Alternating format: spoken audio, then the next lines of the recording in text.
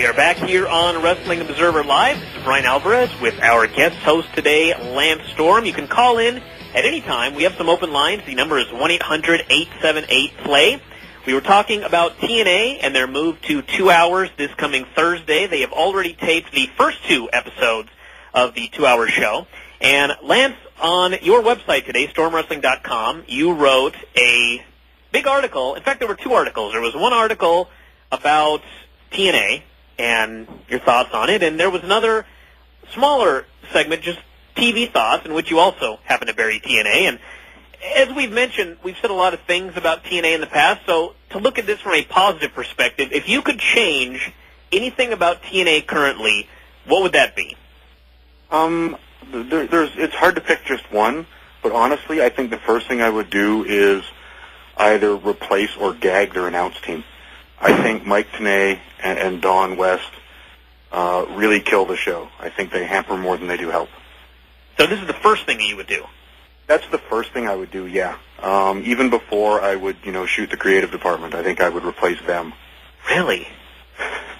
I find even if there's a match in the ring that I might like watching, their nonstop chatter and they're talking about other things just ruins any enjoyment about even the good things on the show, in my opinion. They would be the first thing I would change.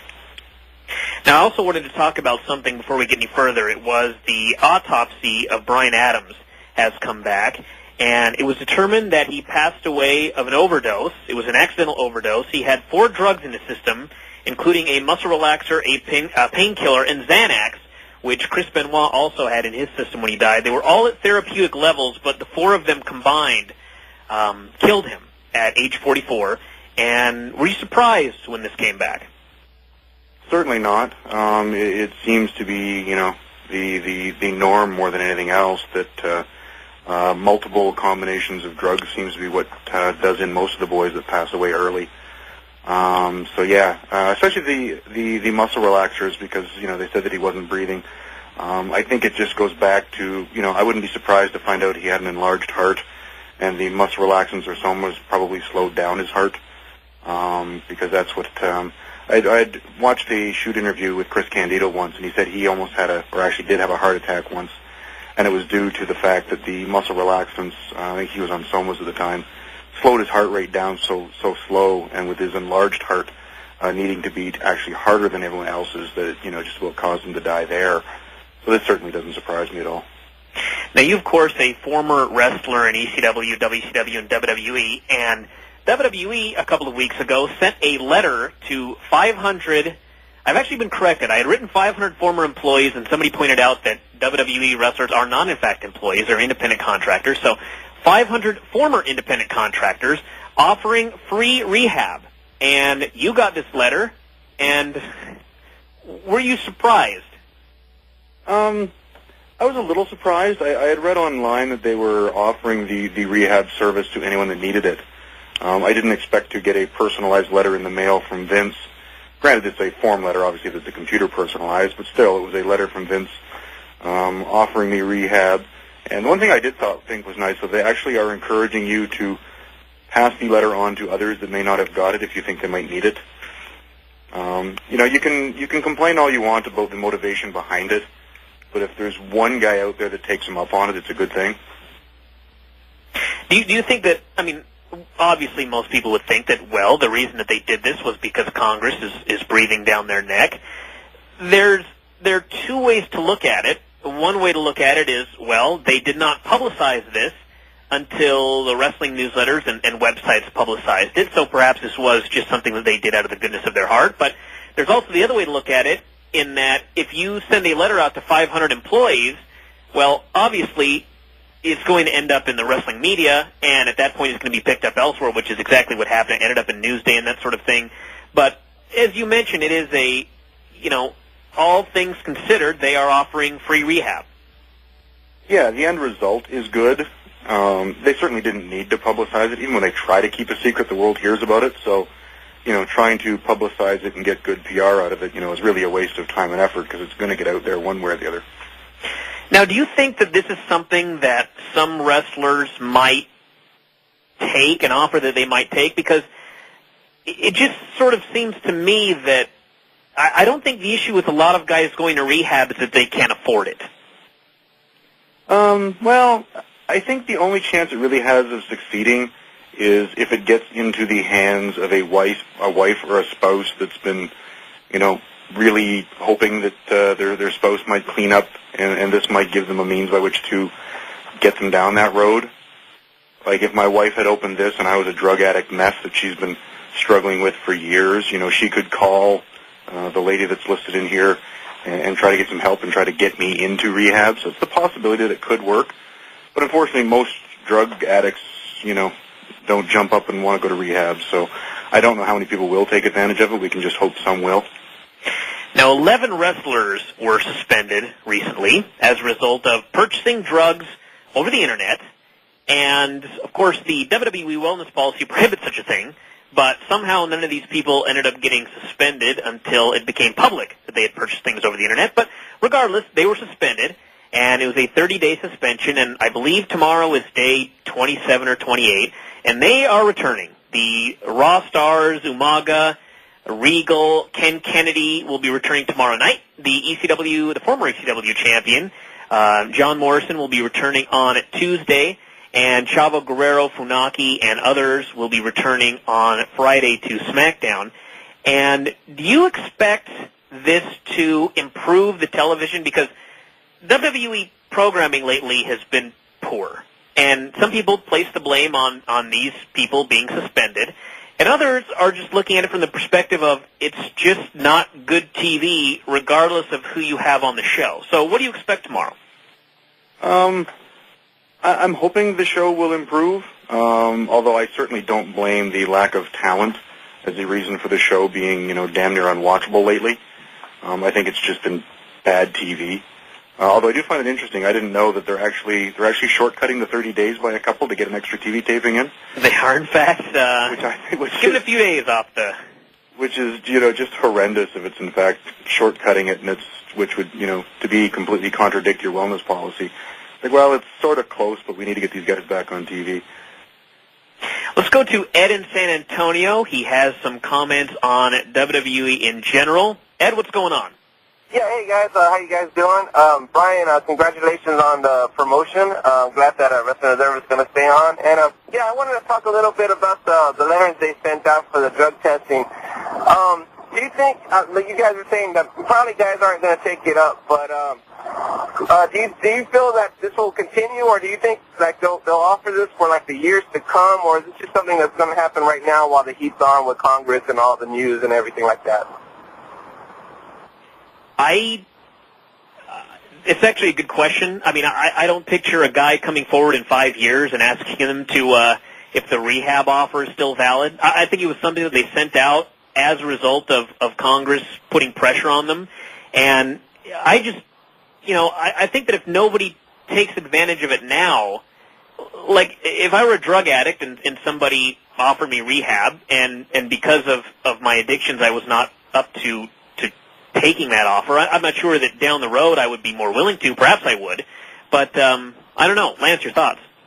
I doubt it'd be an active program where, the woman in charge is going to be sitting by her phone and there's an 800 number out there for them. But I would imagine if 5 years, if, somebody actually reached out to them, I wouldn't be surprised if they would make the effort. But yeah, I don't think it's going to be something on the forefront in their plans are concerned after the next year. Okay, and Lance, I have a question for you. Everyone hears stories from the internet about like incidents that happen, and I was just curious. There was like a famous incident where at one of the Hall of Fame ceremonies, I think the story was JBL tried to pick a fight with you, and I was wondering if you could actually tell us what exactly happened that night.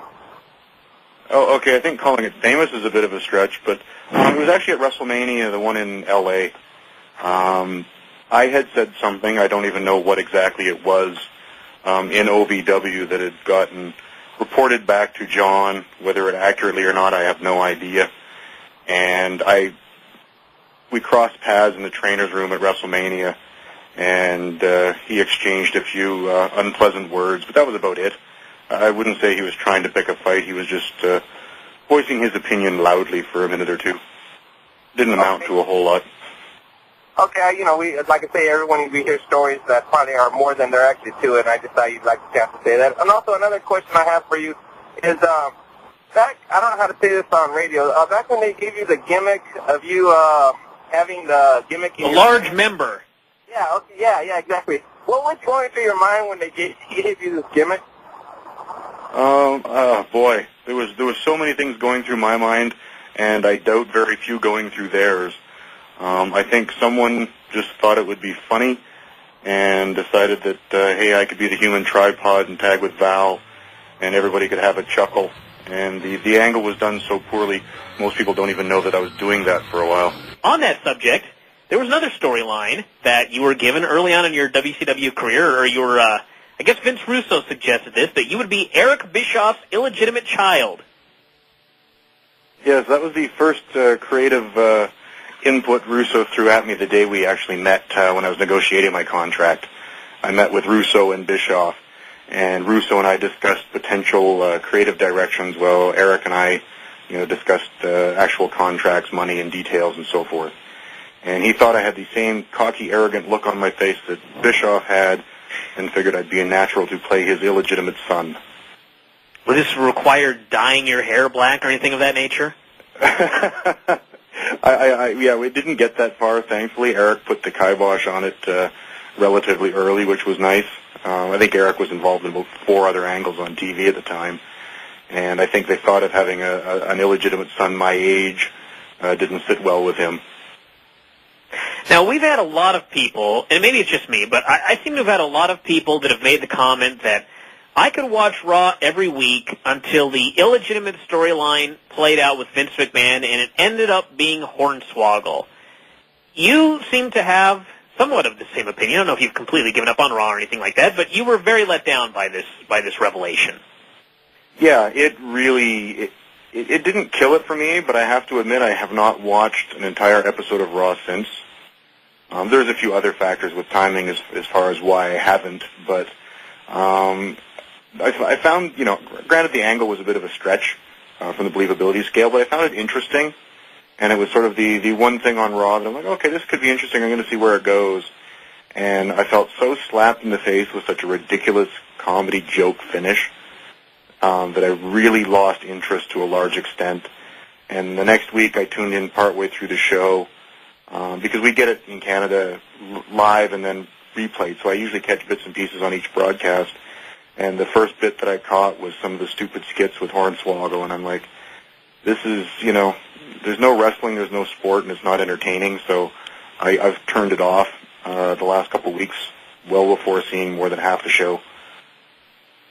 The interesting thing about that whole deal was word got out about Kennedy being the son, and Vince and Stephanie McMahon got very upset and laid down the law to the creative team, the usual speech about we don't want leaks, that sort of thing, and it's been very quiet the last several weeks, and I don't know this for certain, but I have this belief that when Kennedy got suspended, that sort of put a kibosh on the whole thing, because the show was in Green Bay, and the belief was he was going to be revealed as the child that day, and he ended up getting suspended and could not be there. And so my feeling is that the entire Hornswoggle thing was a way to, I guess, just deflect the heat or keep the storyline going for a month while he was out of action. And I sort of have this feeling that tomorrow he is going to return and destroy the midget and become the son again. And I really felt that way at the end of the show when the midget came out and revealed that he was the Mr. McMahon that had changed a John Cena main event match and I guess the storyline was Cena was going to have to rescind the belt, and Mr. McMahon said he didn't have to and ended up being the midget. And just the idea of the show going off the air with the midget smiling and a big thumbs up, I just thought, that midget's in trouble next week. We're going to kill that little person. That's really what I thought. I thought the midget is going to get... In fact, somebody actually had they put it up on our website. It was a video, I can't remember what it was from, some sort of TLC match, something like that, of Kennedy giving the, whatever it is, the torture rack roll off a ladder on that same midget. And I thought, it's going to happen again.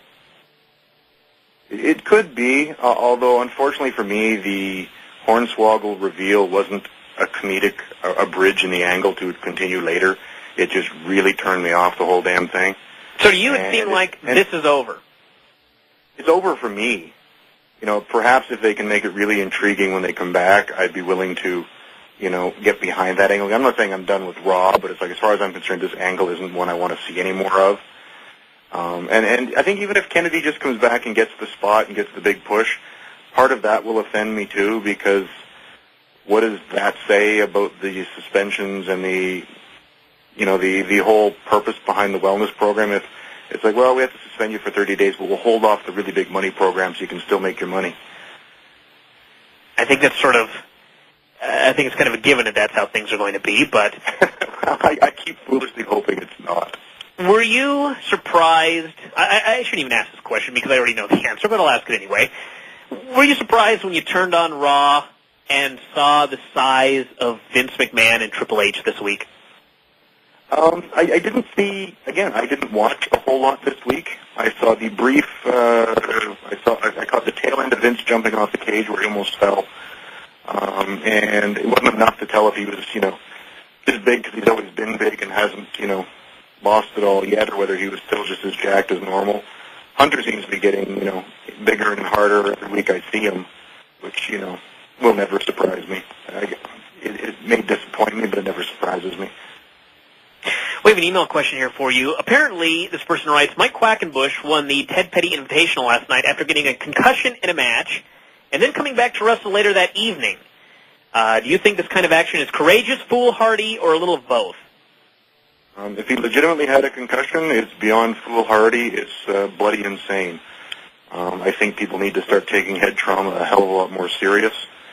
I think we've been, you know, not taking it seriously enough, but in light of Chris Benoit and his brain autopsy, I think anybody that, you know, works again immediately after a concussion is throwing their life away. Yeah, I'll have to check on that because I don't know if he got a concussion or not. I know that the concussion played into a storyline perfectly, so it may have been a work deal, but that was last night. And I should mention also that this past Friday night at Arena Mexico, there was the 74th anniversary show of CMLL. It was a six-way match with all of the masks and hair on the line. Liz Mark Jr. ended up being unmasked at the finish, and one of the big stories was that Mystico, who was putting his mask on the line, had suffered a head injury the night before. He was hospitalized. I think he was in the hospital all night, actually. He was in the emergency room for 2 hours. He, I guess, tried a flying head scissors, and in the middle of the move, I believe it was a Festo, slipped, and Mystico fell on his head, and hospitalized, emergency room for 2 hours, and then in the just normal hospital room. And he came back the next day and wrestled. And it's same sort of story. I think that, especially in 2007, after the Chris Benoit thing, I just think that guys need to take care of their heads better. I think that concussions are nothing to fool around with. I think this should have been known for a long time, but more so now than ever. And I don't know. I would not consider it. I mean, in some ways, I guess you could say it's courageous that you would do that, but it's far more foolhardy to me. Yeah, I think to a large extent, I think courage and stupidity sometimes go hand in hand. But yeah, I think the business has been in denial for too long. I think we have to really start taking care of ourselves better. I think being brave and toughing it out and, you know, working no matter what, I think that needs to be reevaluated, especially when it comes to head trauma, because there are going to be, you know, a lot of guys with some serious brain issues later on in life. It's just not worth it. You know, I think fans are going to have to get used to the occasional, you know, I'm sorry Mystico cannot wrestle tonight. He will be signing autographs. We're terribly sorry. He suffered a, you know, head injury last night. Let's go to Dean in Brooklyn, who wants to talk about Raw. Dean, are you there? Hi, how you doing, Brian? Yeah, actually, I wanted to talk about something regarding Chris Benoit. I mean, in that article by the Sports Institute, they pointed out the fact that there's no way they can prove a causal connection between the concussions and the murder-suicide. I mean, there were other factors involved. I know as a lawyer myself who has studied domestic violence that there had to be other factors in terms of maybe Nancy threatened to leave him, and that's why he snapped and killed her, you know, because I just think that he did that because he wanted to go to heaven. I mean, there's stories that said that Benoit became religious all of a sudden, and many times when people become religious, they become delusional and they don't want to live on in this world anymore. So they figure, I want to die so I can go be with God or something, you know? Well, yeah, I mean, there are obviously many different theories, and there's never going to be, I think, one answer to this question. I think that the head trauma was a major part of it, just because it probably added a lot to his depression. It probably added a lot to his anxiety. Obviously, he was taking Xanax and everything like that, and you know, if you really study head injuries, it's pretty clear that they mess you up in major ways. So Yeah. I don't think that anybody can say that the head injuries are the main reason that Chris Benoit did anything, but I think that they were probably a major reason. Yeah, true, but also you mentioned that steroids actually can lead to paranoia and depression, and this guy wrestled for 22 years, so he probably used steroids a lot, like in WCW, ECW, WWE, so that could be a factor as well. Well, I mean, there are a lot of things that can lead to depression, and to me, I never liked the roid rage explanation, because to me, guys have been using steroids since the late 50s, and we don't hear about them killing their families. Now, this could have been a deal where he injected himself with steroids, and that afternoon he went crazy and killed Nancy, but everything else over the course of the rest of the weekend, I can't attribute that to a roid rage. I mean, you're not going to have a roid rage that was drawn out over 2 days. I mean, maybe it was something that caused the first murder, but the rest of it was a result of a number of different things. I think there was probably a good, 6 or 8 contributing factors, and, obviously the brain trauma and mental state that went with that was one. The steroids and the antidepressants were another, and then you've got the domestic tension that he and Nancy made. I think there's a lot of factors involved for sure. We'll never pin down one ever. My question is, do you think, like I said, I'm finishing up law school myself, and I just think that the WWE should not be held liable for, like, if Chris Benoit's father. I don't think it's right for him to say, I'm going to blame WWE for this, because he worked for them for 7 years, and the guy had depression. Last year they gave him 4 months off. They didn't know this guy was a threat to his family. I mean, and they didn't know that, WWE didn't force him to go out there and do that headbutt. They didn't force him to take chair shots to the head and not put his hands up. So, I think there are a lot of factors. I think the most that you can say is that they could have done more. I don't think that you can say that they're liable or that it's their fault or anything like that, because, as Chris Nowinski mentioned, he'd had many concussions and they didn't show up on any medical records. And it's the same thing WWE said, but I suspect that they knew that he had concussions. And there were also different incidents, like when they wanted to ban the German suplex, and Benoit and Angle both went to Vince McMahon and talked him out of it. I mean, there were things that WWE could have done better, but I think it's awfully hard to find them liable. So we have Dave Meltzer on the line. Dave, how's it going? Hey, it's going good. How are you guys? This is strange. It is, isn't it? I'm on the other side of the questioning here. Yeah. I guess the first question is, you have seen Rock's new movie. Yeah. What are your thoughts? It's a kids' movie. If you have kids, everybody says. If you have young kids, they'll like the movie. It's I don't really see it as an adult's movie. It did real well, especially last night. It did real well at the box office, and I know he's thrilled.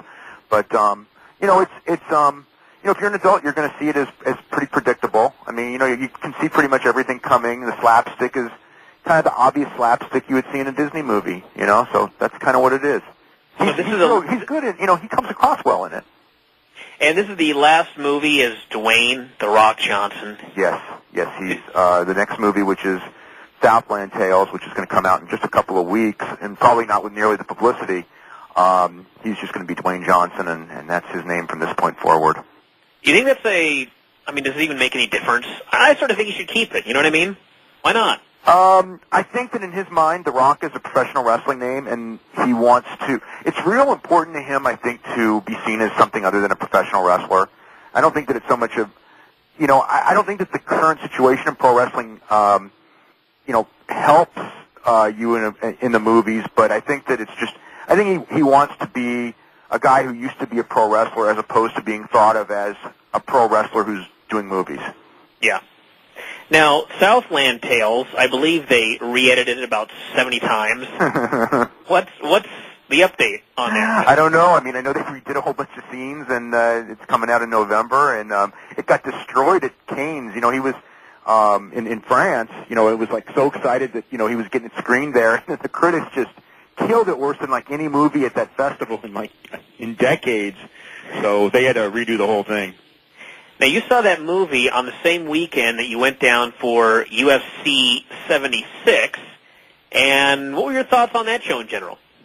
It was an awesome show live, It was upsets, incredible crowd reactions, it was newsworthy. I mean, there's been so many news stories coming out of that thing, and they still don't end. I mean, you create a situation of parity where you've got all kinds of different matches to go to, but you don't have any obvious matches to go to. So it's made for things to be really interesting. We've seen what I think we've seen is that the mega match that's going to do the giant buy rate was taken away, but now we have more matches, so maybe we have more more matches that can do a little bit above average buy rate. So, whether one is better than the other, and the one that's probably better is really the one where you have the mega buy rate. The fact is that it's out of your control, and you just got to do the best you can. Do we have any news on Brock or Fedor? Neither have signed, and Fedor won't sign for a while. I don't think that until after the Sambo Championships in Russia. I don't even think that there's going to be even any more negotiations. And as far as Brock, it could happen at any time. The Brock situation's a real tough one because, UFC is very different from Japan in the sense in Japan they would give him similarly experienced freak show guys, like Choi Hong-man, which was supposed to be his first opponent, and if he were to sign in Japan, that would probably be his next opponent. Or they might give him some people out of professional wrestling that are, relatively inexperienced at this.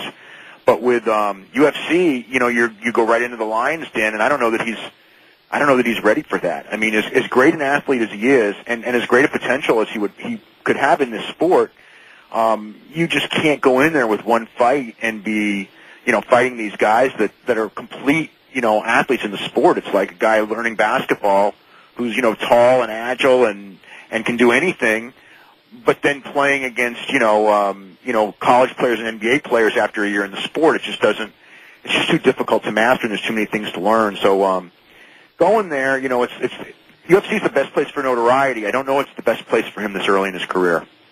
Lance, were you there for that incident where Brock and Angle had their little deal in the ring? No, that was on SmackDown, I think, when I was on Raw, so I got to miss that one. This is the thing I think that everyone doesn't realize is, competing at a professional level is a completely different ball game. I think Brock learned that lesson when he tried to play football. That regardless of how much of a freak and amazing athlete he is, you really need years in the trenches to be really good at a professional sport. And I think that's what Dave was talking about with UFC. It's like to just get thrown in there with the best, he probably could use a couple more years of seasoning first. We were talking about the TNA. Brian, you could never, if you thought about it, like a guy, you could take the greatest natural athlete in the world and a year of boxing training and then put him in there with upper echelon boxers, he would just get destroyed. Yeah. And here, the one thing is the wrestlers do adapt because there's so much wrestling involved in this, but there's still all those other things, and you've got to be, this is a sport, and he's gonna have to learn the complete sport before he can be a champion. And I don't know. Hopefully, he'll have more patience than he had with football. By the way, what do you know about Bill Duff? Have you been watching Human Weapon? I haven't watched Human Weapon. Was he a football player, or was he? He was a football player. Yeah. The reason I ask is because they did the MMA show last night, which was actually an awesome show, and he has a wrestling background. And was apparently a pretty good wrestler, but he didn't understand how to do the double leg takedown or the Greco-Roman clinch into a takedown. So I was just a little confused as to what exactly his wrestling background was. But, anyway, he faced Rico Rodriguez last night, who was gigantic, and they went to a very, very slow draw. Yeah. But it was a good show. So the TNA debut on Thursday, 2 hours. Are you looking forward to it? No, not really, because I was really hoping that, whenever there's a big change, you really hope for like a change in direction and a change in mentality. And TNA's got a lot of wrestling talent, but I think that the booking has always confused me, and now more than ever. And I don't think that that's changing. I don't think that they don't really believe in baby faces and heels. And to me, I think that that's sort of the cornerstone. I mean, you can have shades of gray, but I think that that should be your exception. Whereas with TNA, it's kind of like your rule, you know, and plus just the whole thing of you know, the multiple man matches constantly. I just don't see that really like gets and multi-women. Yeah, nobody really ever gets to me. Nobody really gets elevated that way, and it's kind of a caste system. And no matter how hard the guys underneath work, they're still underneath guys. And you know, I mean, we've seen this in other promotions, and then there is a lot of similarities to this in the end of WCW. And I don't necessarily, you know, obviously that's a very bad thing. I want to ask you both a prediction. After the .91 came out for Impact this last Thursday, Spike was asking around as far as predictions for the rating for the 2-hour show. I predicted a 1-1. Maybe I'm crazy. Lance, what are your thoughts? I'm going 1.0.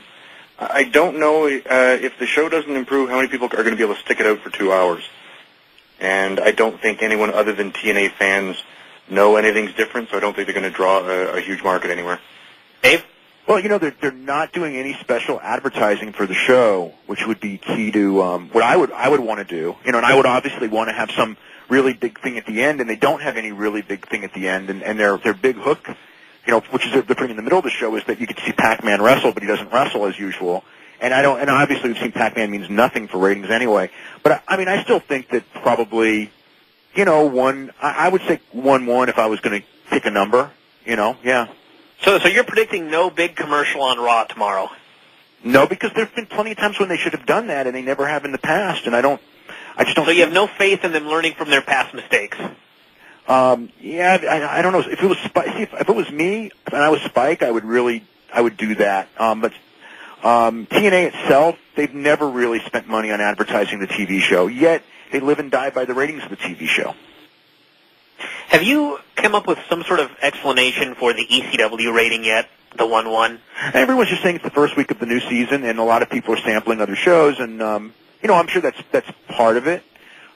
Seems to be an awfully big drop for sampling other shows. Yeah, I mean, and the fact is we've had first weeks of the season every single September in the history of wrestling, you know, whenever there's been primetime wrestling, and we've never had this kind of a drop.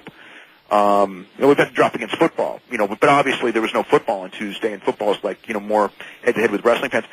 You know, I think, I'm surprised the ECW number has stayed where it has for so long, because I just don't find the show, you know, it's such an obvious secondary show to WWE. They don't really have the star power. Like before, you would bring in, you know, every now and then, every couple of weeks, you would bring in a big star from the other brands, and they've been doing less and less and relying more and more on the ECW talent. And, you know, they had CM Punk and Matt Striker as a long main event, which I don't think helped, because Matt Striker's never been pushed as a serious, you know, main event level guy. So, you know, I mean, the Miz Balls Mahoney thing I've enjoyed every single week, and I still do. And it's like, but it's the only thing I think on that show that's really catching on, I guess. Was there a freak out come? Oh, go ahead, Lance. I think one thing too that could have, you know, hurt a little bit. The whole elimination chase match thing was really, I think, the hook that they were planning on getting people to tune in each week. But it's like the center installment of a trilogy, in that someone's going to be eliminated, but there's still the next match the following week. So there's really nothing worth, I have to watch this week. There's 15 other shows I can try this week. It was such an easy show to pass on. Yeah, I think that's a good point, because you're right. Everyone knew that the match, you know, the real match is this coming Tuesday's match, because they knew, you know, So it's like, I was really, you know, it's interesting because WWE has done a lot of these tournament type things, but usually when they do it, it would be the 1 week thing where you would have the 3-way or the 4-way, and then the winner's in, and then that week you announce him as the contender, and then you do 3 weeks of building the match on TV. And instead, they built the contender for 3 weeks and will not announce, you know, and I presume it's Burke, you know, won't announce Burke until, you know, probably the end of the show on Tuesday, and it's like, okay, then you got to do the confrontation with Punk, and then the pay-per-view's the following Sunday, just a few days later. Is the word tournament banned? Well, this isn't really a tournament; it's an elimination series of events. I don't know. I mean, they do tournaments all the time there too. Yeah, they did a tournament on SmackDown, and they wouldn't call it a tournament. It was like some chase for the title or something. Yeah, well, they changed those names. You know, there's an aversion to certain words in that company, and it's quite peculiar. Dave, Raw tomorrow. Everybody comes back. What do you expect? Well, I mean, I think that everybody would expect something with Umaga and Triple H. I think that's pretty obvious off of the Vince McMahon Triple H match. And aside from that, Kennedy back, I think they'll probably try to get him into the thick of things pretty quick. And Regal back as GM because they injured Coachman at the end of the show. So, you know, it's Coachman's kind of good at you know, kind of being the butt of jokes. But I kind of think Regal is. I don't know. I like Regal a lot more in the role. He's more entertaining to me. I think Regal is great in that role, but I also love Coach and Vince together. Yeah. I think they're so awesome together. Such a great duo. Yeah. Now, the ECW rating, when it came out, was there a big freak out? Like, changes must be made at this point? I didn't really hear anything like that because I don't think they really care that much about the ECW rating. I think it's very much, you know, I think they're really in tune to the Raw rating more than anything else. You know, even SmackDown when it goes up and down, no one seems to freak out that much. Dave, a quick question for you via email. Chuck and Silva in December. Do you think that since he's had time to think about it, Dana is just going to do that match?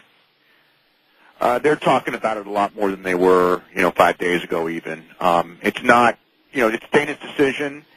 I don't see a better match on the horizon, so I think that I think it's better than 50% that it's going to happen, but I have not heard him making the decision.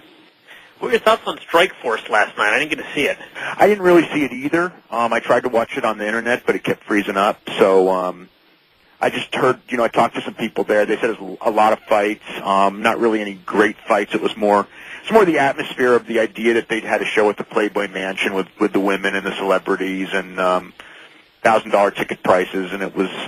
You know, it was an event, you know, as far as matches go. I mean, nothing extraordinary, I don't think. And this person here wants to know what has happened with Ric Flair. Is he coming back? Any update?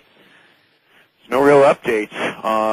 You know, it's not, you know, the public perception that, you know, everything's cool and all that, that's not the case. It's still not the case. You know, what's going to happen is up to the sides mending, you know, not really mending fences, but just getting on the same page. And, you know, I don't know. There's that final run is definitely a great storyline that they could do for Mania, and the Mania doesn't have very many obvious great storylines. So business-wise, I see it as the right thing for the company, and obviously that also would be the right thing for Flair. So it makes sense to me that they would mend fences, but they haven't done it yet. How's Ric Flair finance doing? Because it's just starting. It's such a strange idea for a business for Ric Flair. You know what I mean? Yeah, and it's so that website is so kind of corny and everything. It's like you know, I have a lot of admiration for Ric Flair as a wrestler, but you know, his track record financially doesn't exactly give you mountains of confidence. It's kind of a fascinating business idea, though. Of I failed financially. I'll teach you how not to. Yeah, because I've learned all the lessons. Which sure, I don't know that if he had only failed like JBL had failed financially once, and then came back and did really, really well, that would be pretty good. But to have, you know, failed and made money for 30 years and still, you know what I mean? Oh yeah. Yeah, it's not like he's had that turnaround. Lance, you've got a new group of students in, and some have left. Yes, they're diminishing in a hurry. I've had 3 people quit in the first 3 weeks and had 3 no-shows the first day. So we're down to, I think, 7 guys and 1 girl from my original 15 confirmed. So down to 8. Wow. Yes. Now, I've heard a lot of things. I've never been to your school, but I've heard a lot of things from a lot of different people, including Don Callis, who called it the cleanest wrestling school he'd ever seen. Clinical, I believe, was his exact words. And you don't seem like the kind of guy that would beat on his students. So were these people just not cut out for this business? I guess so. The one guy only made 2 classes, and he had claimed to be had been previously trained and had some degree of experience already, and he made 2 classes and never showed up again. The other guy was having neck problems. I guess he had a bad neck in the past and realized that as fake as it may be, it's not fake enough. And then this last one was a bit out of the blue. He said, I just don't like it. And I'm like, oh, okay. Do you have a lot of people that come unprepared in the sense of they don't seem to have any idea what they're getting into? That seems to be, unfortunately, more the case than not. It's amazing how people think that they can just walk in and, I guess because it's fake, it's easy, and despite never having run, jumped, or play as a kid, are going to be a professional athlete. But, I mean, you've had some students that have done very well for themselves. Yeah, there's quite a few that are starting to do quite well. But, yeah, it's, you usually get a couple or three with a ton of potential, or that, at least an aptitude to push hard, and then there's less. But I think the 7 or 8 that are remaining now are the ones that are going to benefit, because they're going to get additional ring time and get more attention from me because the numbers have shrunk. So it's a good case scenario for them, at least. Could there ever be a student who just impressed you so much, like if I went and trained with you, for example, that you would say, you know what, I'm going to give you the Lance Storm Jr. name? I don't know if I'd want to saddle anyone with that. Actually, ironically enough, there was a guy that they jokingly, actually it was the year that Justin Credible went through. There was Justin and a guy by the name of Brett Farrell that were the only two that had any potential at all. And the one guy, Brett, was actually from North Bay that got a bit of a Lance Jr. moniker just locally amongst the guys, just sort of as a rib. He never worked as it, but it was a bit of an ongoing rib. And there was another guy that we had dubbed Jericho Jr. once just because he had the same hair and was a huge Shawn Michaels mark also. Now, there is a viral campaign going on in WWE, I guess is the best way to term it, SaveUs.222. It appears to be a forerunner to the debut of Chris Jericho. We don't know for sure. It was an idea that Court Bauer on the creative team came up with this summer, and the idea was it would introduce either Jericho or the new Hart Foundation. And there were a number of different ideas, and the entire writing crew loved the idea. And unfortunately, the whole Chris Benoit situation occurred, and everything sort of got thrown into disarray. And now here it is several months later, and there was a strange short video on Raw. The video plays if you go to WWE.com, and I believe go to the No Mercy page, and somewhere on the page, if you click on it, it will take you to the video. And it seems to be beginning, and Chris Jericho is going to return to WWE soon, whether it's part of this angle or not. I know that the New Hart Foundation is also being brought up on the road, so they could possibly be the individuals that will be debuting as a result of this. But we have an email question for you, Lance. Are you surprised that Jericho has chosen WWE over TNA, and do you think it is possibly a bad decision? I'm certainly not surprised, although I don't know if it's official. I've actually avoided asking him just because I don't want to be in a position where I could tip things off, so I don't know if WWE's actually announced it or not. If he has officially signed for a return, I'm not surprised. From day one, I knew in my heart he would not go to TNA. He's too smart of a businessman, in my opinion, and TNA's track record is one of taking people with star power and making them another, somewhat less drawing star in the middle of the pack like everybody else. I couldn't see him going that route. He seemed to be, WWE to the end for me. Just that, this is the big stage. I'm in this to be on the big stage. So I certainly would expect him to return to WWE. It is rather interesting that he would likely debut on Raw, which is the brand where Hunter, to use a term my buddy Vinny used, is carpet bombing the brand, destroying men week after week, multiple men. And Jericho is taking his chances there, as opposed to going to TNA, which is about to get 2 hours, and where he would undoubtedly be made the world champion very, very quickly. I just think it's very interesting that he chose to risk WWE as opposed to going where he would automatically get a huge push. It sort of says something about his ideas of TNA lately. Well, do we know for sure he's going to Raw? We don't know for sure, but I'm pretty sure. I would imagine the debut would be. There's no point in debuting somebody with a big comeback on a taped show. ECW. I think regardless of he's going to get the title when everyone gets the title when they first go to TNA. You know what I mean? Christian did, Rhino did, all these guys did, and all of them are Angle. just Angle did, and he's the latest that still has it. But it's and then everybody's just down into that middle card sludge that nobody means anything more than anybody else inside of 6 months or a year. So Jericho has experience in WWE, and he's been there with the political structure, and he knows everybody there. I think he's confident that he can survive, and even being second fiddle in WWE, I still consider a far bigger step up than the number one fiddle in TNA. Let's go to Alan in Florida. Alan, what's going on?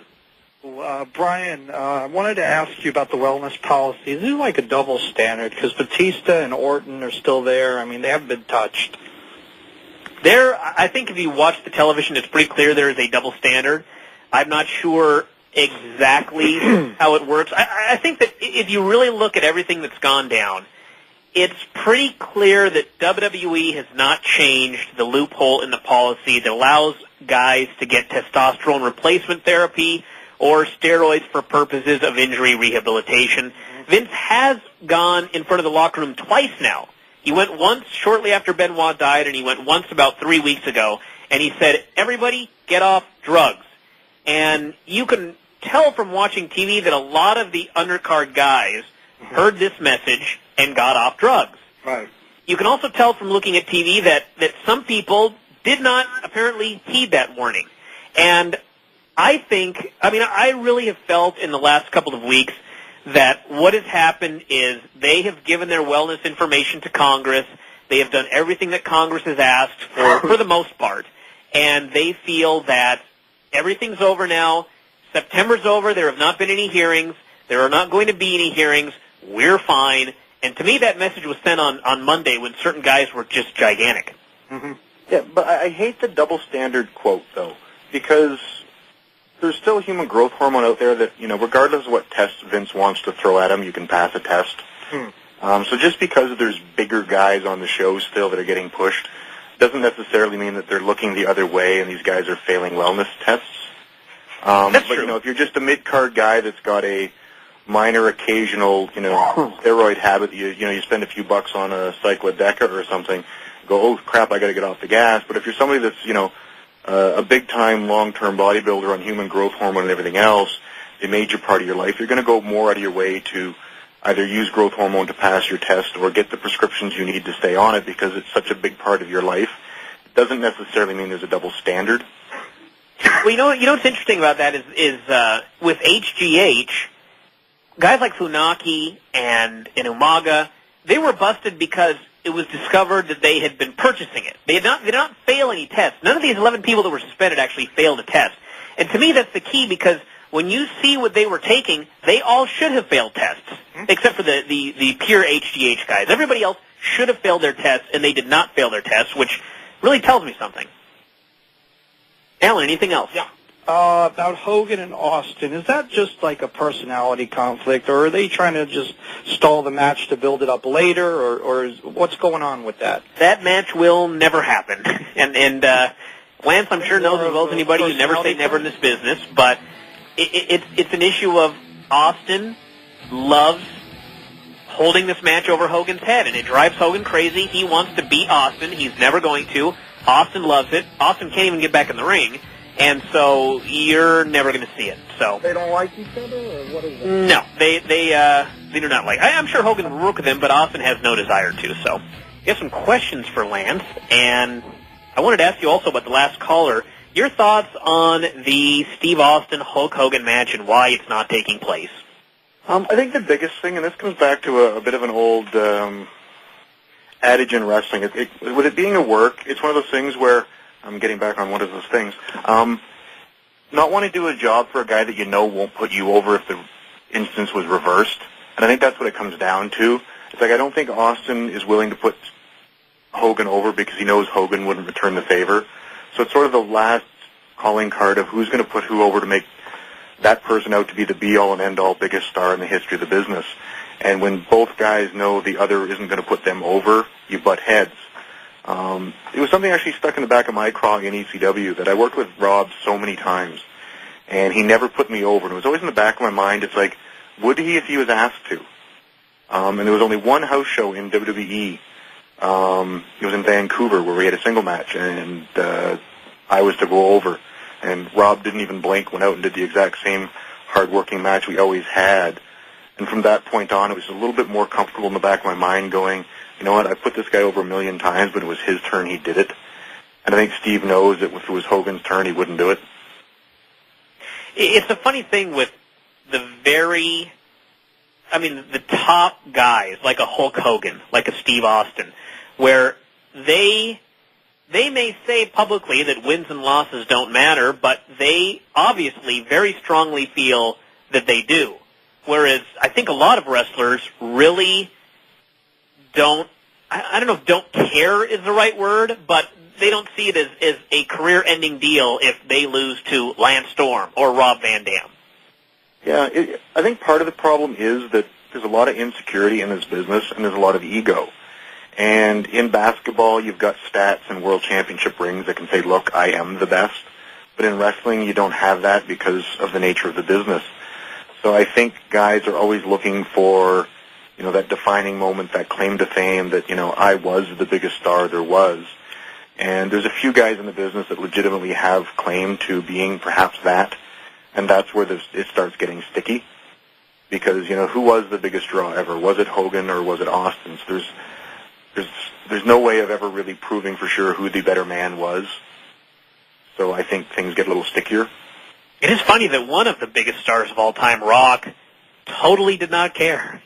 I mean, I think maybe Shawn Michaels, because they had an incident or two back in the day. But, I mean, other than that, he did more jobs probably than any guy in his position in the history of this business.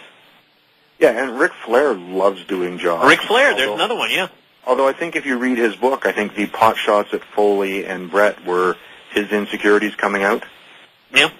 Trying to make sure that, okay, these guys are good, but they're not in my league. Everybody be sure to note this. I think that's where that came from, was his insecurities. What are your thoughts on Jericho's book? We have a question here about it. I'm one of the lucky ones that have already read it. And it'll be slightly different because I got such an early version. It's just on computer printout paper from his editor. But it's going to be as close, if not actually accomplishing,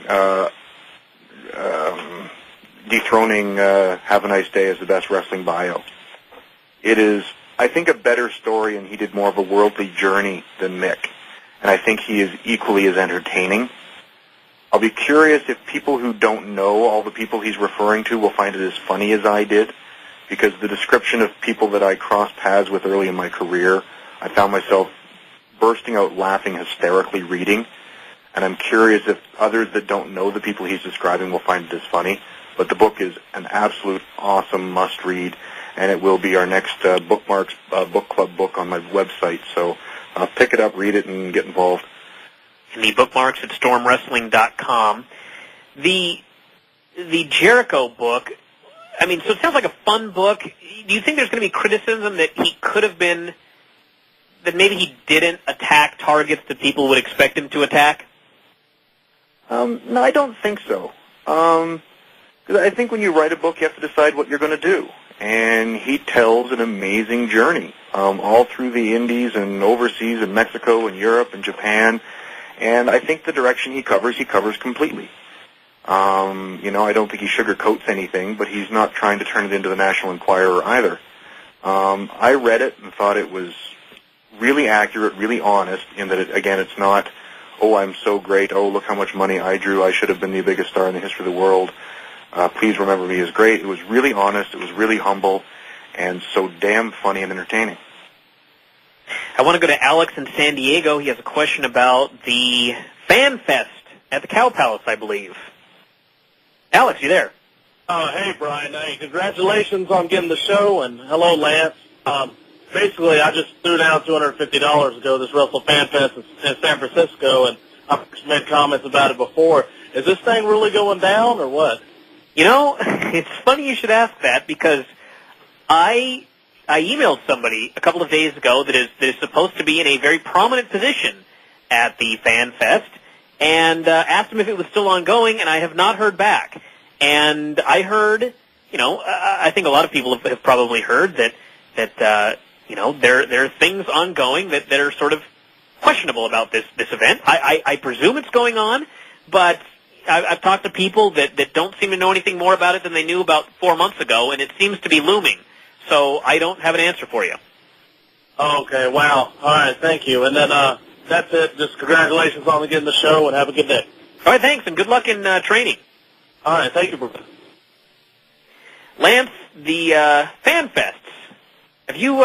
You're not a big guy for the fan fests. I'm not, no. Meaning, it doesn't seem to be your thing. Not that you're not in demand. You know what I mean? Yeah, I've had people ask me if I, okay, you're not taking bookings. What about autograph signings, fan fests, and stuff? The problem for me is I got off the road to get the hell off the road. It's not that I don't want to meet fans. It's not that I don't want to be a part of the business. I don't want any part of being on the road. I want to be home with my family.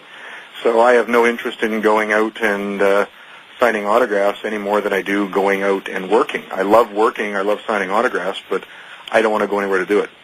So perhaps if they brought the fan fest to you.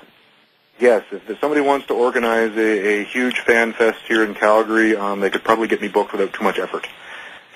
Let's go to Greg in Iowa, who has a question about Paul Heyman. Greg, are you there? Hi guys. I have two questions. One's for Lance, but first I'll ask you, obviously I've been hearing all over that Paul Heyman's doing movie scripts, but wouldn't TNA be in a position to want to sign him? I mean, I would guess it's more a situation of Paul Heyman not wanting to sign with TNA.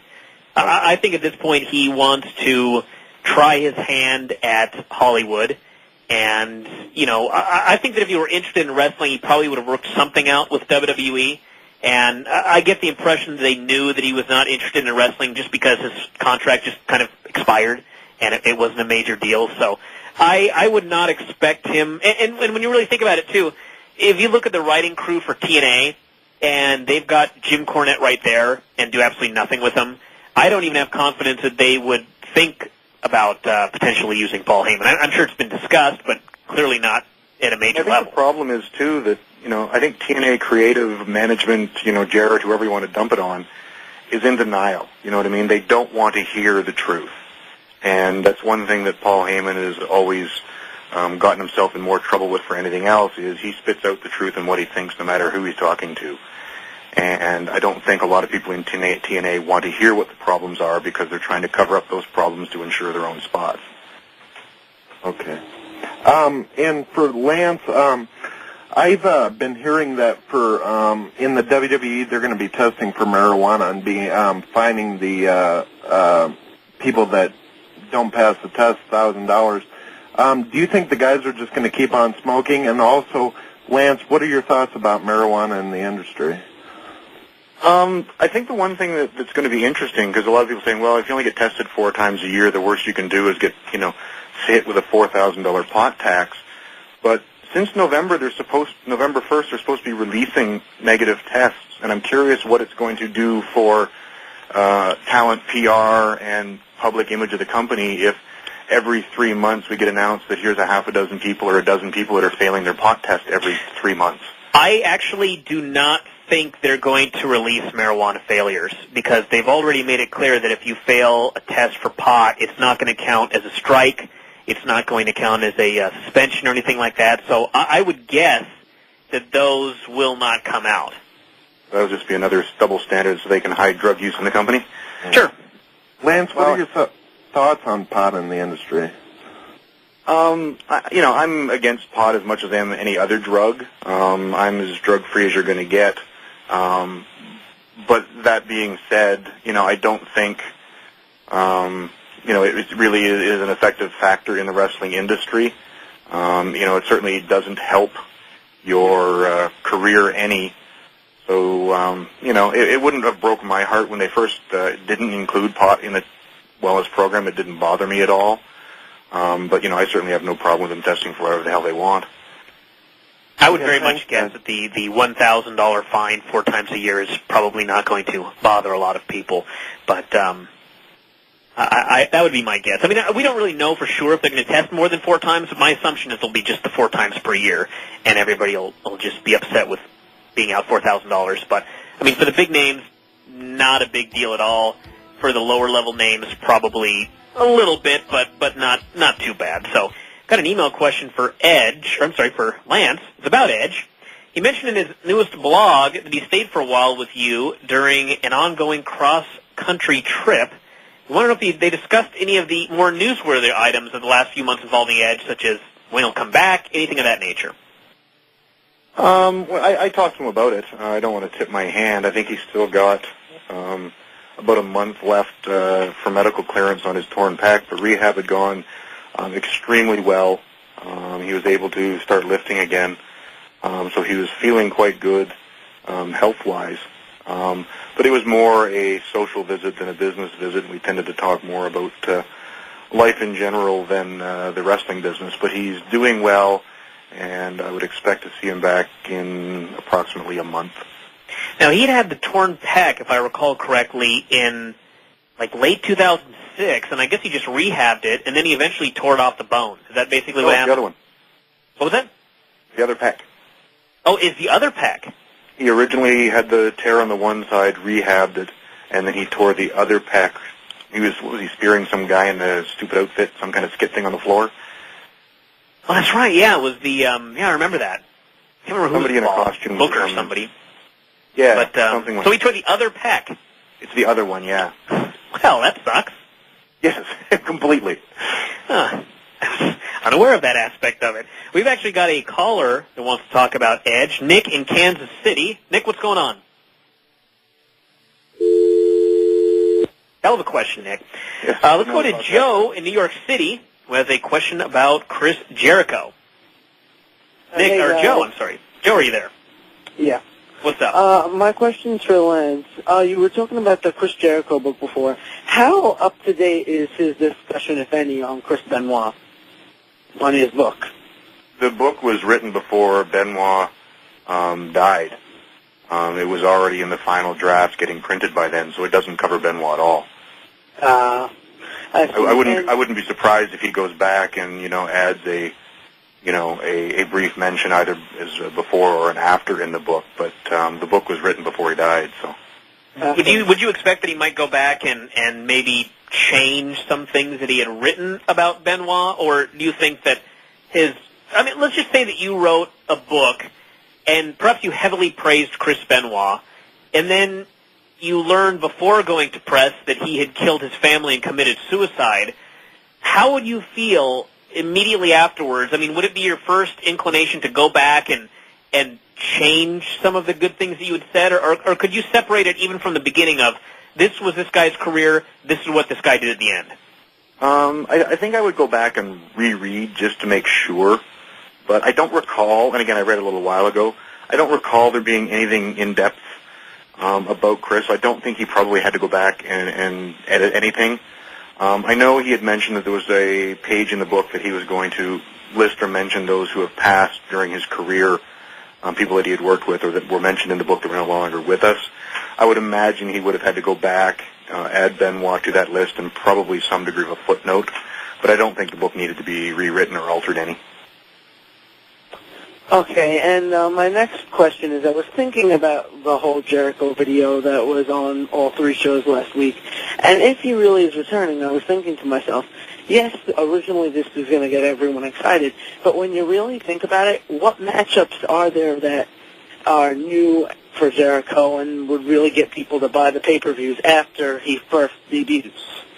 I don't even know if it's a matter of needing new opponents or anything like that. I think that I used to watch CMLL all the time, and if you look at some of the guys, not so much nowadays, but a few years ago, you would see guys that were working in CMLL in the semi-main events that were working in 1980. 1980. I was 5 years old. And the whole point of it is they understood how to cycle from the top of the card, cycle guys down to the middle, cycle guys down to more of the beginning, and then rotate them back up again. It was just a matter of change. It wasn't so much needing brand new feuds or anything like that. I'm sure there's some new feuds for Jericho if he comes back, a guy like Lashley or something like that. But I think that there's just been so much of the same thing on all the shows lately that fans would just want something new. And I think also, too, I think the one thing that is lacking in WWE to a certain extent are guys with legitimate world-renowned seasoning. There's only a handful of guys that have really, been to the big dance and really put out as a big top-level guy. And I think Jericho is going to bring, back that main event type player, that entertainment, showmanship, showbiz aspect that I think a lot of the developmental guys that brought up, just don't have the years in yet to be that big of a showman. I think regardless if he's working this, even if he went back to working the exact same program he left 2 years ago, it's still going to be fresher and more big-time show business than what you get now. Joe, thanks very much for the call. Lance, we had a question here about training. You mentioned you had a girl, and somebody wants to know, how is it training a female? Any major differences as far as how you have to go about it? Not major. There's a few minor, but I worked with, Jillian Hall and Mickey James and Melina, Beth Phoenix, Michelle McCool a little bit in OVW, and I worked a lot with, Trish and Victoria when I was on the active roster. So I've worked with the girls before, so it's not a huge adaptation for me. There's a few things they do differently and a few things they don't have to learn, but for the most part, you're still in the same industry, so it's for the most part the same. This person also wants to know, how do you feel about individuals that want to get trained just to have fun? Maybe guys that don't necessarily want to make a living or even have a number of matches, but just they love wrestling, they want to pay to get trained, they just want to see if they can do it and have some fun. I don't have a problem with it. I think people, before my generation might, just because they're still stuck in the kayfabe era, but as long as the person is willing to show up and give it their all and not disrespect the business, I have no problem with someone that wants to do it at a weekend warrior level. Let's go to Tim in Virginia, who has a question about New Jack. Tim, what's up? Hey, Brian and Lance, thanks for having me on the show tonight. It's been a really good show so far. Thanks. I was one of the very dumb few to enroll in New Jack's wrestling school in Richmond, Virginia. And after seeing what kind of a jerk he was in real life, I just wanted to know if Lance had what Lance's his view on New Jack was working with him in ECW. This is the last person I think I would go on a national radio show and say that about, but Lance, your thoughts? Yeah, just don't give out your home address. I never really worked with New Jack in ECW. We're obviously in the company together, but we were two completely different entities, and I really sort of kept it that way. I worked with New Jack in Smoky Mountain Wrestling way back when, before he was the, hardcore, crazy, cutting people up with X-Acto knives stuff, when he actually still had to wrestle and could. But yeah, New Jack is a wild and crazy guy, to say the least. And I would imagine if you paid too much attention to his career the last few years, you'd know what you were getting into when you signed up for the New Jack School of Wrestling. I did. I kind of walked into it just like, well, this will be an experience for a couple weeks until he runs out on us, which he ultimately did. But it was interesting. It hurt, but yeah, he beat the crap out of us pretty much for the 2 weeks. So.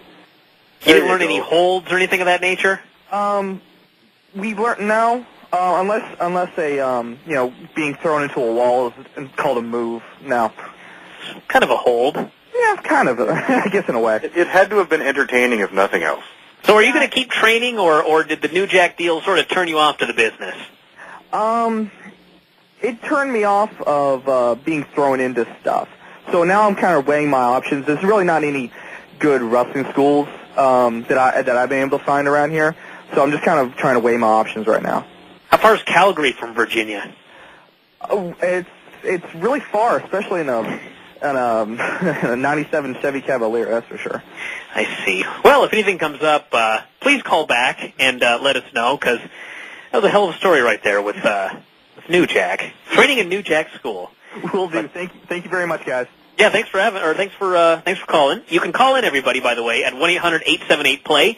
You can send emails to Bryan at WrestlingObserver.com. Lance, you've been watching a lot of mixed martial arts lately.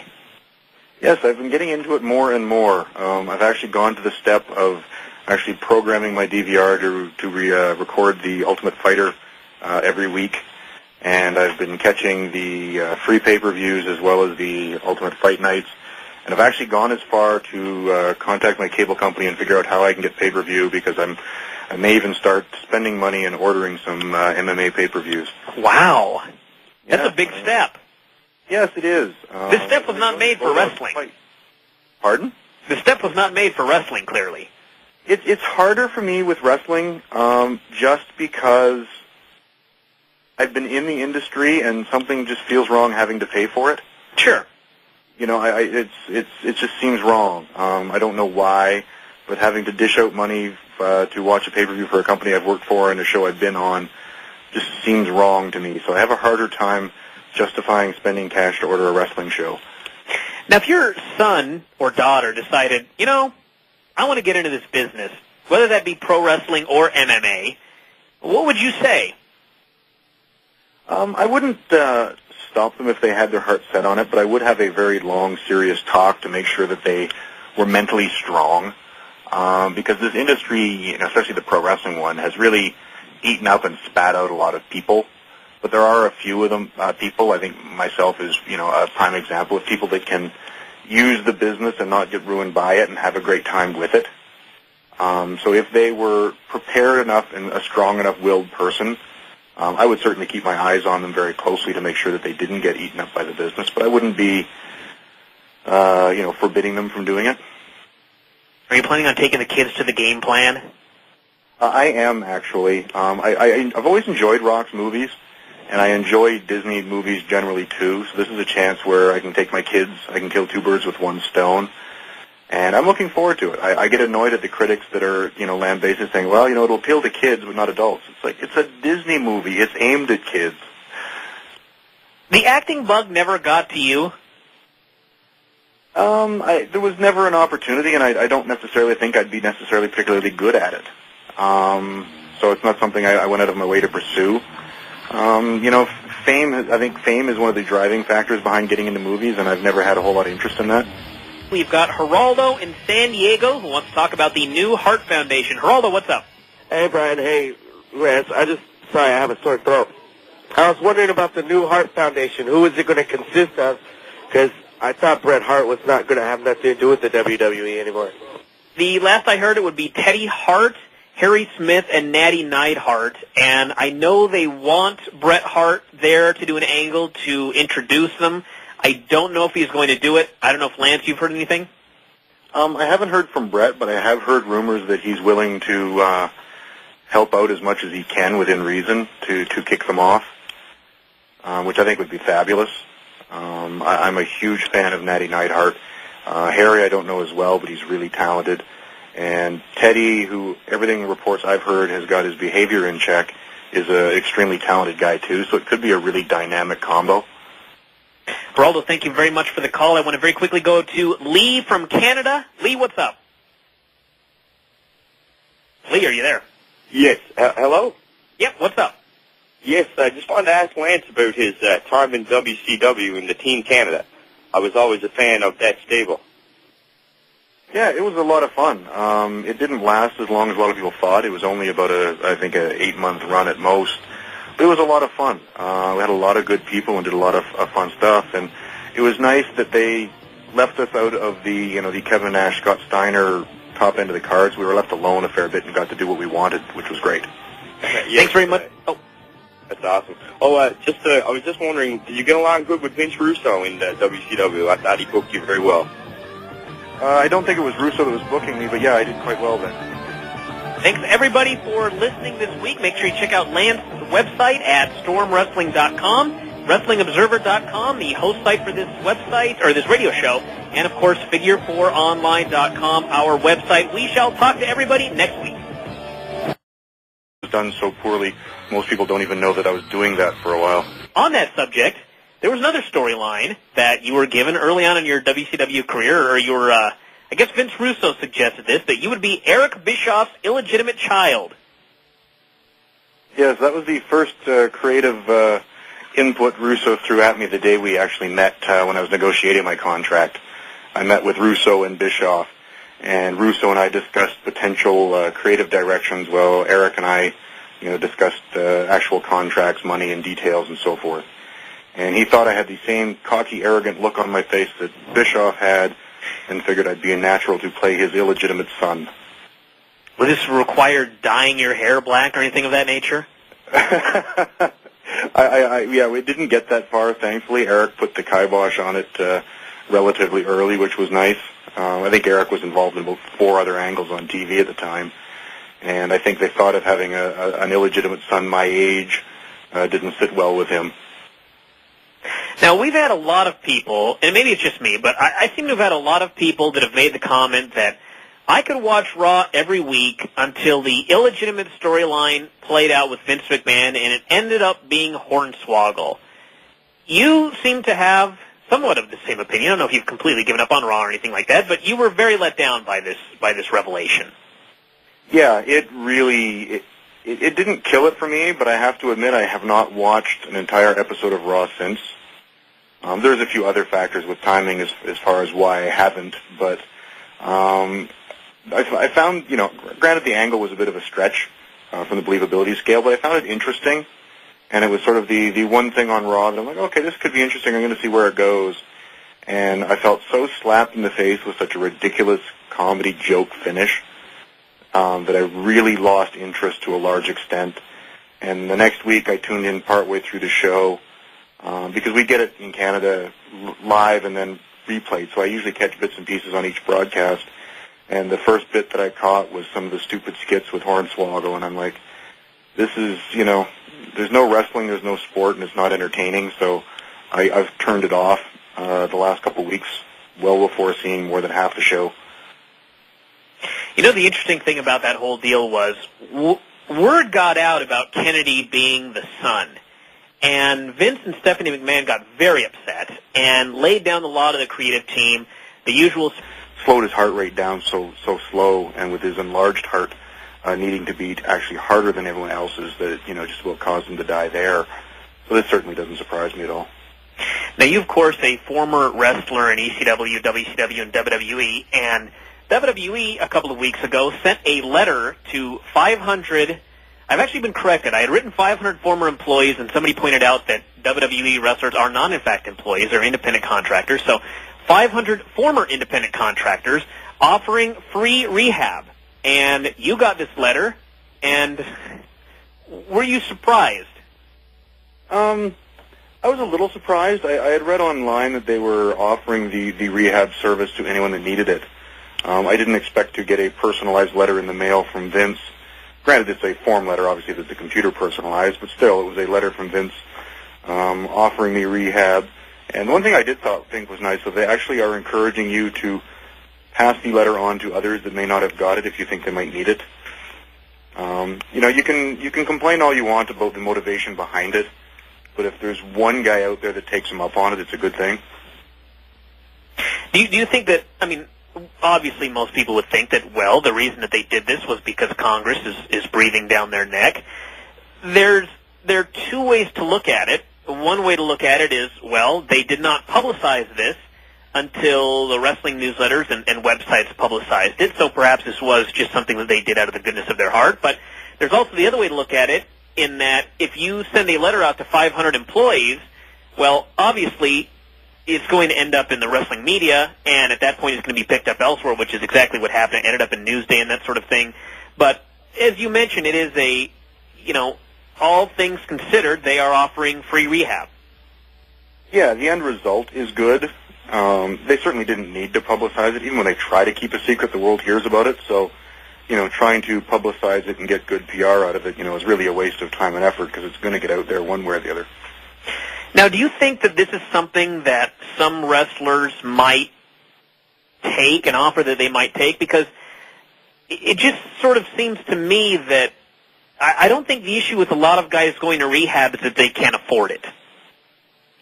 Well, I think the only chance it really has of succeeding is if it gets into the hands of a wife or a spouse that's been, really hoping that their spouse might clean up all the news and everything like that. It's actually a good question. I don't picture a guy coming forward in 5 years and asking them to if the rehab offer is still valid. I think it was something that they sent out as a result of Congress putting pressure on them. And I just, I think that if nobody takes advantage of it now, like if I were a drug addict and somebody offered me rehab, and because of my addictions I was not up to taking that offer. I'm not sure that down the road I would be more willing to. Perhaps I would. But I don't know. Lance, your thoughts? I doubt it'd be an active program where, the woman in charge is going to be sitting by her phone and there's an 800 number out there for them. But I would imagine if 5 years, if, somebody actually reached out to them, I wouldn't be surprised if they would make the effort. But yeah, I don't think it's going to be something on the forefront in their plans are concerned after the next year. Okay, and Lance, I have a question for you. Everyone hears stories from the internet about like incidents that happen, and I was just curious. There was like a famous incident where at one of the Hall of Fame ceremonies, I think the story was JBL tried to pick a fight with you, and I was wondering if you could actually tell us what exactly happened that night. Oh, okay. I think calling it famous is a bit of a stretch, but it was actually at WrestleMania, the one in L.A. I had said something, I don't even know what exactly it was, in OVW that had gotten reported back to John. Whether it accurately or not, I have no idea. And we crossed paths in the trainer's room at WrestleMania, and he exchanged a few unpleasant words, but that was about it. I wouldn't say he was trying to pick a fight. He was just voicing his opinion loudly for a minute or two. Didn't amount to a whole lot. Okay, we, like I say, we hear stories that probably are more than there actually to it, and I just thought you'd like the chance to say that. And also another question I have for you is, back, I don't know how to say this on radio, back when they gave you the gimmick of you having the gimmick in a large member. Yeah, okay, yeah, exactly. What was going through your mind when they gave you this gimmick? Boy, there was so many things going through my mind, and I doubt very few going through theirs. I think someone just thought it would be funny and decided that, hey, I could be the human tripod and tag with Val, and everybody could have a chuckle. And the angle was, and this might give them a means by which to get them down that road. Like if my wife had opened this and I was a drug addict mess that she's been struggling with for years, she could call the lady that's listed in here and try to get some help and try to get me into rehab. So it's the possibility that it could work. But unfortunately, most drug addicts, don't jump up and want to go to rehab. So I don't know how many people will take advantage of it. We can just hope some will. Now, 11 wrestlers were suspended recently as a result of purchasing drugs over the Internet. And, of course, the WWE wellness policy prohibits such a thing, but somehow none of these people ended up getting suspended until it became public that they had purchased things over the Internet. But regardless, they were suspended, and it was a 30-day suspension, and I believe tomorrow is day 27 or 28, and they are returning. The Raw stars, Umaga, Regal, Ken Kennedy will be returning tomorrow night. The former ECW champion, John Morrison, will be returning on Tuesday, and Chavo Guerrero, Funaki, and others will be returning on Friday to SmackDown. And do you expect this to improve the television? Because WWE programming lately has been poor. And some people place the blame on these people being suspended. And others are just looking at it from the perspective of it's just not good TV regardless of who you have on the show. So what do you expect tomorrow? I'm hoping the show will improve, although I certainly don't blame the lack of talent as a reason for the show being, damn near unwatchable lately. I think it's just been bad TV. Although I do find it interesting. I didn't know that they're actually shortcutting the 30 days by a couple to get an extra TV taping in. They are, in fact. Give it a few days off the. Which is, just horrendous if it's in fact shortcutting it, and which would, to be completely contradict your wellness policy. Like, well, it's sort of close, but we need to get these guys back on TV. Let's go to Ed in San Antonio. He has some comments on WWE in general. Ed, what's going on? Yeah, hey guys, how you guys doing? Bryan, congratulations on the promotion. I'm glad that Wrestling Observer is going to stay on. And yeah, I wanted to talk a little bit about the letters they sent out for the drug testing. Do you think, like you guys were saying, that probably guys aren't going to take it up, but do you feel that this will continue, or do you think like they'll offer this for like the years to come, or is this just something that's going to happen right now while the heat's on with Congress and?